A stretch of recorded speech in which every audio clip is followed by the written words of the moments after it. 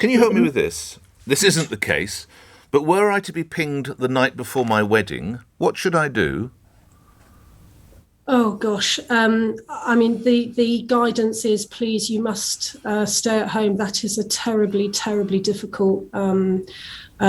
So, under the Conservative government, you can go to the Euros semi-finals, you can go to the Euro final, you can go to the snooker, you can go to the cricket, you can go to all sorts of events, you can go night clubbing, but you can't go to your wedding.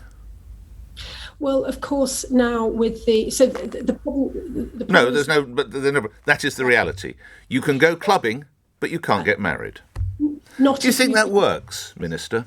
Nick, in fairness, not if you've been pinged. So the person going to the football match the night before would also not be permitted to go.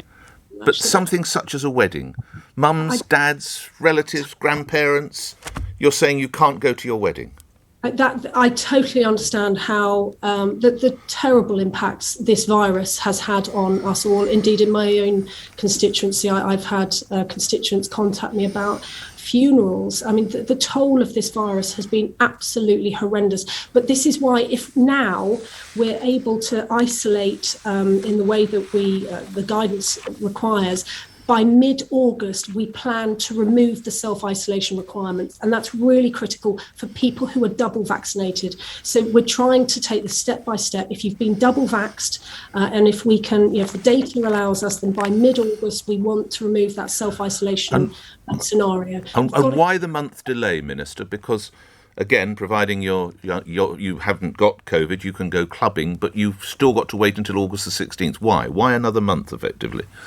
We can all see what the figures are doing in terms of infection rates. Happily, at the moment, they're not being mirrored in quite the way that they were previously before the pandemic, before vaccination, in terms of hospitalisation. So we know that the vaccination is weakening the link between infection and hospitalisation. But we still have something like 3 million 18 to 30-year-olds who haven't had a single jab. So we've got to get jabs into arms so that we can build up the nation's immunity, so that we can take that step in mid-August, as I say, to ensure that people who've been double vaxxed don't have to self-isolate. That's what we want to get towards. And